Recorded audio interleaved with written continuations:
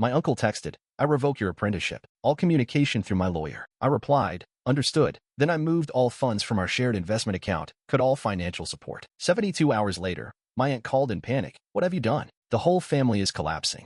I wasn't expecting anything when I checked my phone that night. Just the usual startup updates, a few emails. But there it was, a message from Lionel. No greeting, no explanation, just this. "I revoke your apprenticeship and all privileges. Future contact only through legal channels." I sat there staring at it for a few minutes, trying to make sense of the words. At first, I thought it had to be a mistake, a prank, some intern messing around with his phone. But deep down, I knew it wasn't. Lionel didn't joke, especially not about money, not about control. "My name is Oliver Ross. I'm 22, live in Portland, and I'm an architect, or at least I'm trying to be. Until today, I was apprenticed to Lionel Hammond, my adoptive uncle, mentor, and, apparently, executioner." The message came 2 days after that dinner, the one where Lionel all but demanded I sell my shares in Verdant, the eco-design firm I co-founded with Ada and Julian. He needed the cash to save his failing real estate project, the one bleeding money from bad contracts and bloated architecture. "No one builds green and stays solvent," he'd said with that fake chuckle of his, like he was just being practical. "You're young.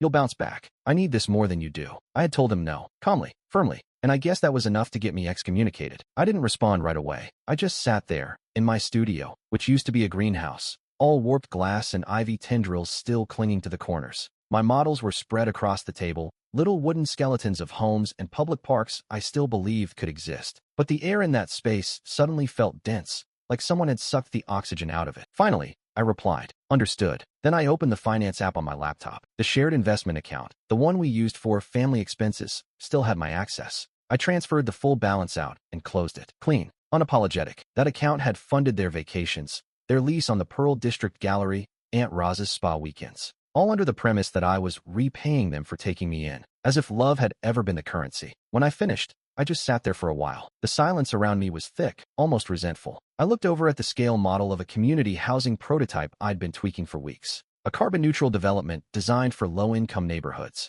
Lionel called it naive. I stared at it for a long time, thinking, this was never about business. It was about obedience. The money was gone. The ties were cut. And the message was clear. They didn't just want me to submit. They wanted me to erase myself. But not this time. Not ever again. The next morning, I called Marla Choi. I hadn't spoken to her in months, but I knew she was the person I needed. She used to be Lionel's go-to for legal work until she realized what kind of man he really was. Now she specialized in property law and asset protection, with a side interest in dismantling financial manipulation. She picked up on the second ring. "Oliver," she said, her tone more curious than warm. "Tell me you're not calling because of Lionel." "I am," I said. "He sent me a message. Cut me off. Official sounding." "Read it to me," she said. I did. She didn't speak for a few seconds. "Then, that constitutes legal severance, especially if he's terminated a mentorship or apprenticeship that was tied to shared financial interest. You're free, but we need to lock things down, fast." Within an hour, I was sitting in her office downtown, facing her across a desk stacked with real estate disclosures and client folders.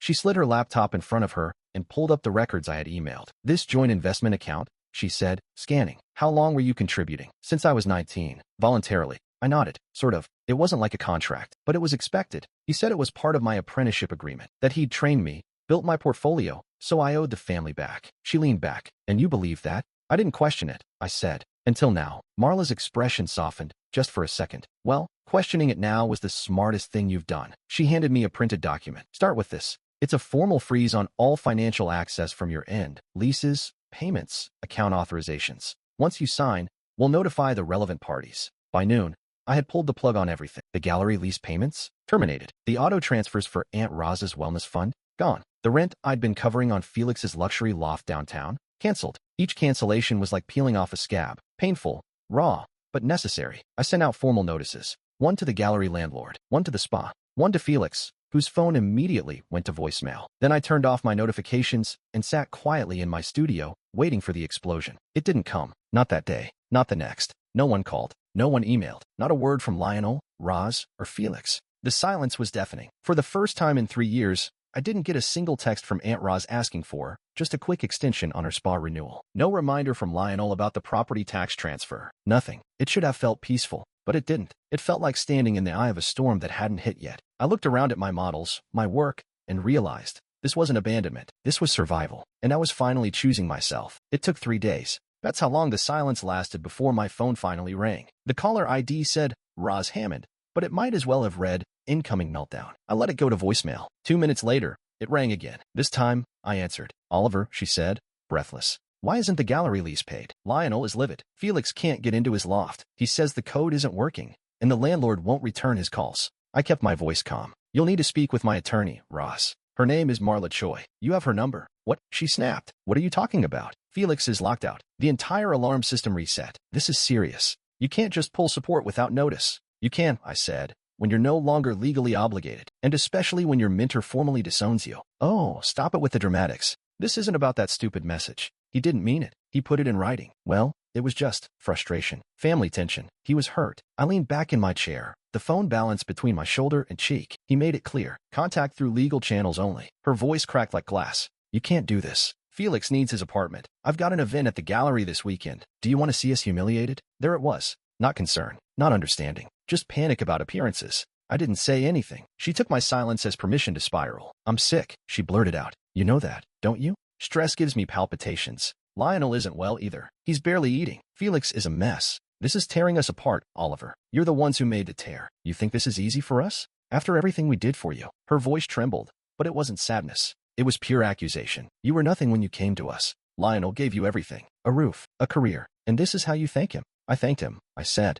with 3 years of funding, rent, trips, that gallery, Felix's rent, your treatments. I've been paying to belong to a family that never really accepted me. Don't you dare, she said, sharp now, venomous. Don't rewrite history just because you got a little money and some fancy friends. You're not better than us. I never said I was. You're selfish, ungrateful. Lionel said it from the beginning. You were always going to turn on us the second you got some success. I exhaled. Then I guess he was right. She let out a breathy half-sob. I hope you're happy. I hope your architect friends make you feel loved, because this family won't be here when you come crawling back. Good, I said, and hung up. My hands were shaking a little. I stared at the phone for a long time. The studio around me was quiet. Even the old heater ticking softly under the windows had gone still. I wasn't used to feeling powerful, but in that moment, I did. And I realized just how long I had been held in place by their approval. It was never about love. It was about leverage. And now, they had none. It started with an email from a firm I didn't recognize. The subject line read, Hammond et al. V. Ross, initial complaint filed. I stared at it for a few seconds before clicking. They were suing me. The complaint accused me of misappropriating family funds, specifically draining a joint investment account with intent to harm the financial standing of the Hammond family. Lionel's name led the list of plaintiffs. Felix was on there too.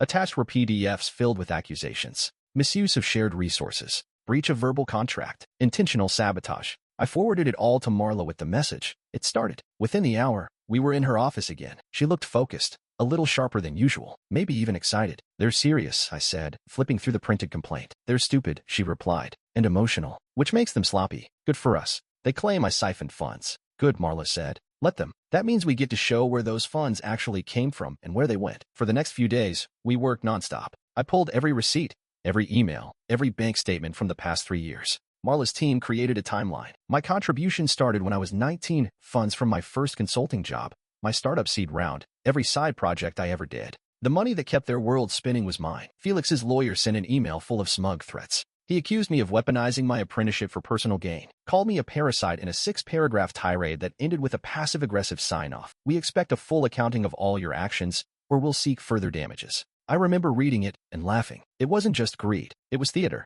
They wanted a public shaming. They wanted me afraid. But I wasn't. Marla had seen this before. She'd worked on corporate cases where boardroom betrayals went nuclear. She told me something I'd never forget. When someone uses your kindness as leverage, the worst thing you can do is stay silent. You start talking, and suddenly, the whole machine falls apart. So we started talking. We drafted our own countersuit. We labeled their spending for what it was, exploitation, not collaboration. Lionel's private golf memberships billed under real estate networking. Roz's designer wellness retreats listed as emotional recovery expenses. Felix's travel upgrades, his Uber Black receipts, the 3-month lease on a Tesla Model S that was somehow registered under the business. It was all there, on paper, irrefutable. The more I looked at the spreadsheets, the less I saw of family. It was a machine, and I was the fuel. Marla said it out loud. You were funding a lifestyle they couldn't afford, built on the assumption you'd never push back. I nodded slowly, until I did. Exactly. She reached across the table, flipped a page in the binder, and pointed to one line item. Original deposit to joint account, $75,000. Source, Oliver Ross.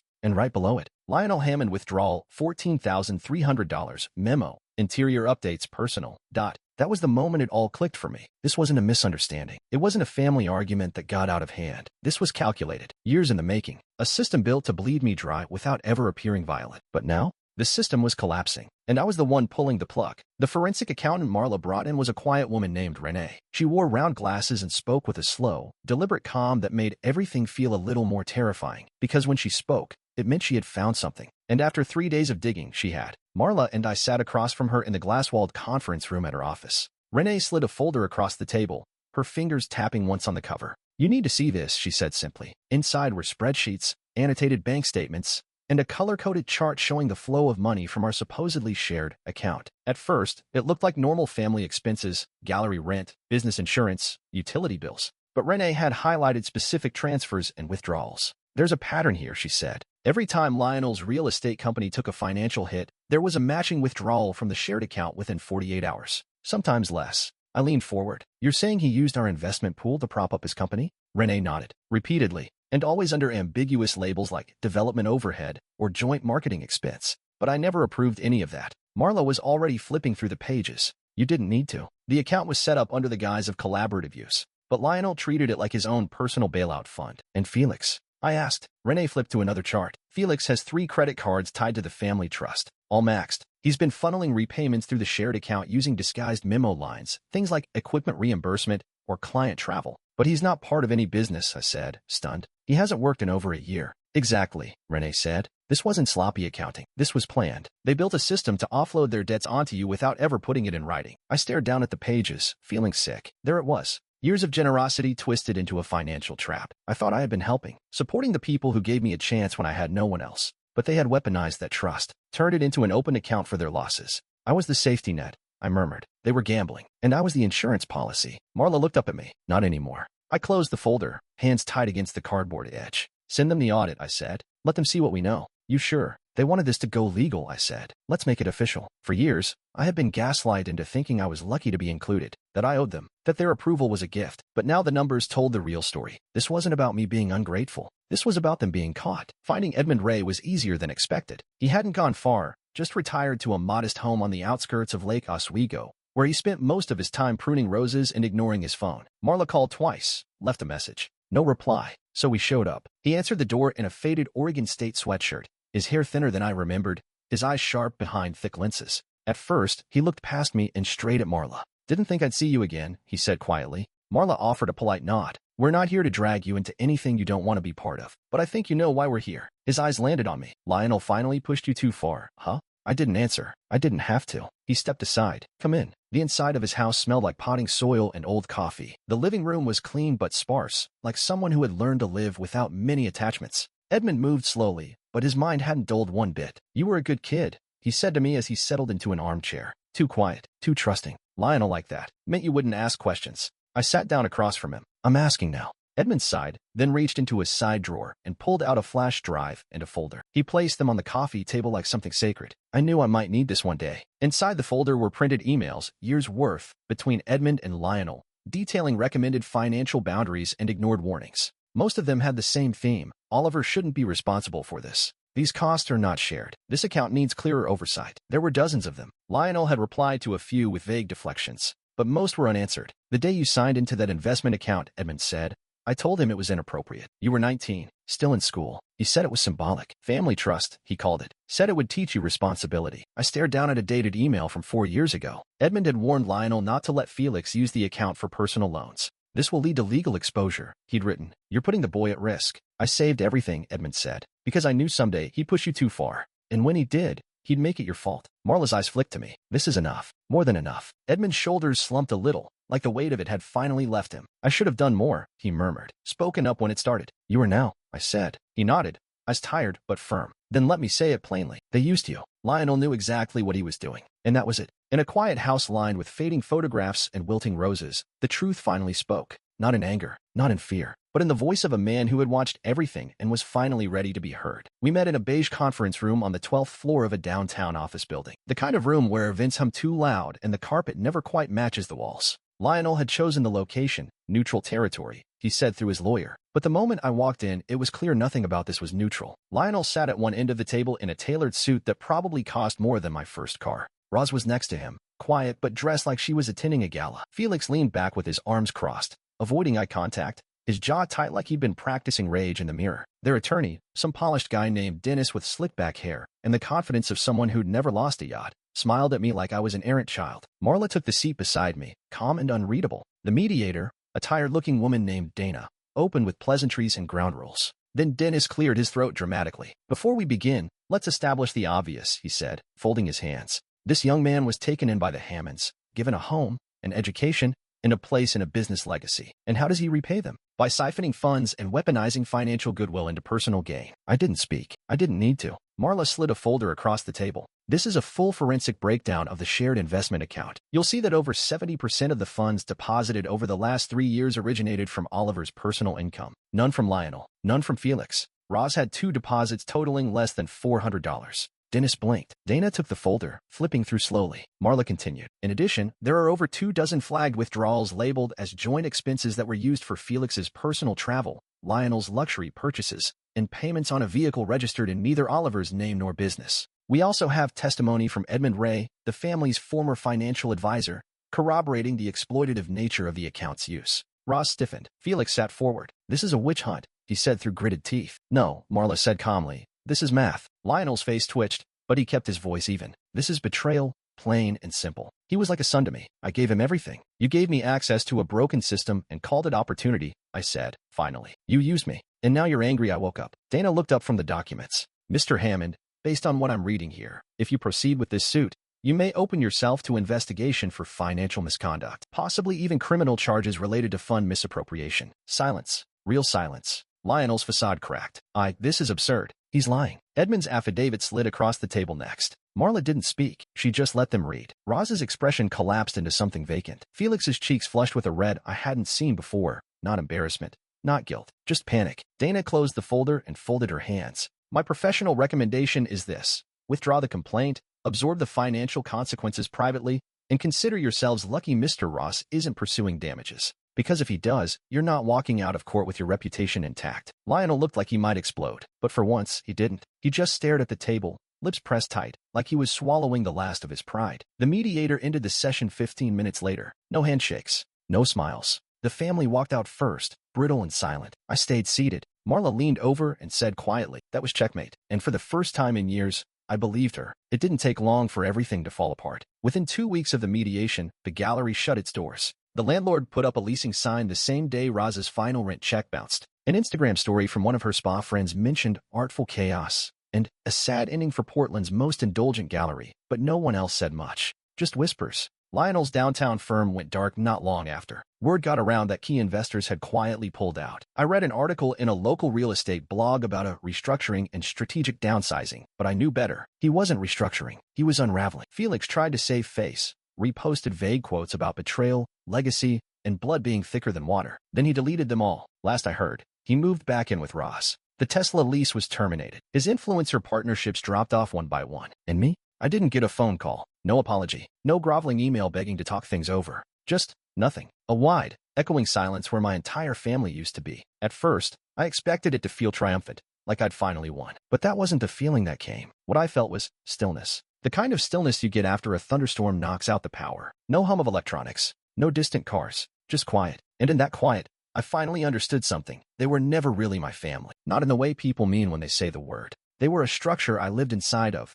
and one I paid rent to every single day. And now that I'd stopped paying, the whole thing collapsed. I sat in my studio and stared at the last architectural model I had built before everything exploded. It was a concept for a community center, solar-paneled roof, shared green space, open floor plan. The kind of place that wasn't about appearances, just purpose. Funny how I kept designing homes, even when I'd never really had one. I picked it up and started brushing dust off the edges. No more messages came. No more attempts to guilt me, reason with me, pull me back in. They had gotten the message. I wasn't coming back. That realization didn't come with fanfare. It came quietly, like a door I hadn't noticed before slowly swinging open. I walked through it, and for the first time, there wasn't anyone behind me trying to drag me back. I was alone, but I was also free. And maybe for the first time, I could start building something not for them, but for me.